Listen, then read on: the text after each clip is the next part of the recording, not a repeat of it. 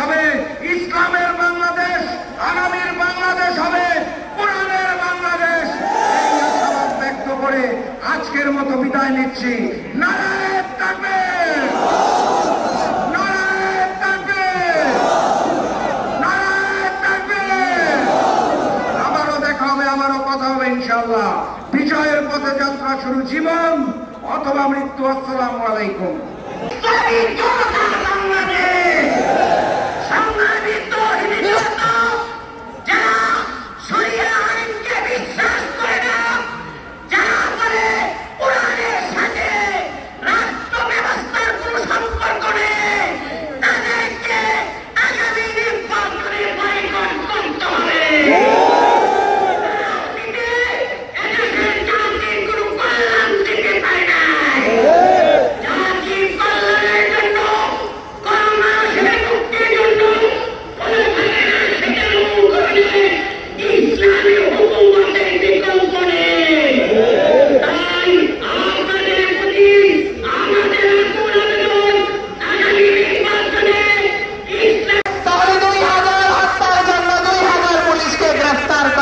ছিল একটা হত্যায় যদি দুটা পুলিশ জড়িত থাকে তাহলে 4,000 গ্রেফতার কথা ছিল।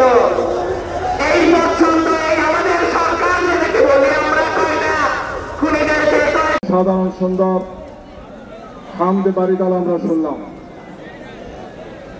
সম্মানিত সাংবাদিক বন্ধুগণ, প্রিয় উপস্থিতি, আমাদের আজকের এই জাতীয় সমাবেশে আমাদের প্রেরণার উৎস, আমাদের আশা আকাঙ্ক্ষা ভালো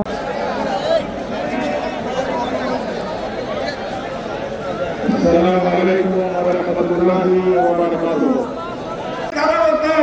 একত্রিত হতে হবে, সকাল মাত্র এক হবে বাংলার মাটিতে ভারতীয় আধিপত্যবাদ এবং আগ্রাসনকে আমরা মেনে নেব না ইনশাআল্লাহ।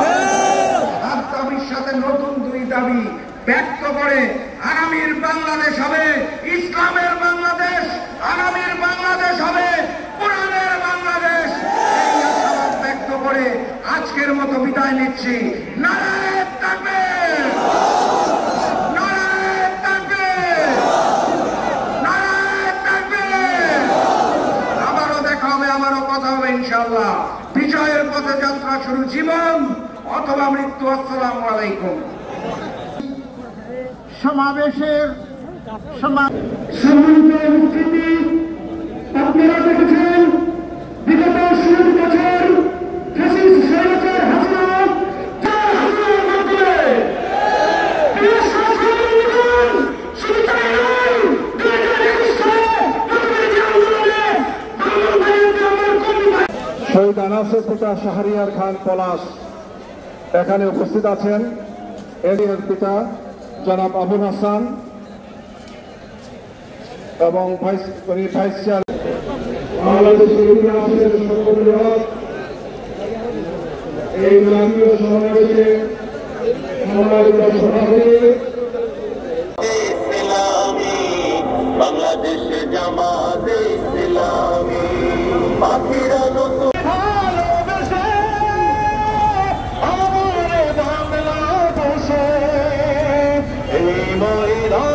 শহীদ মালিকের রক্তের দাগ লেগে আছে। কে দেখো আজ লক্ষ জনতা রক্তের ফটো। আমার জগৎ ভাইয়েরা সোনিয়াকা সবাই আমার সাথে বলছে আমি চাই না, এমনকি আমার একটা কাজ চলে যায়, আমার সন্তান কি হারানো চলবে, আমরা কি হারানো চলবো, আমার পরিবার কেমন চলবে, আহত ভাইয়েরা কেমন চলবো, এখন একটা সিদ্ধান্ত চাই। আমার জগৎ ভাইয়েরা সোনিয়াকা সবাই আমার সাথে বলছে আমি চাই না।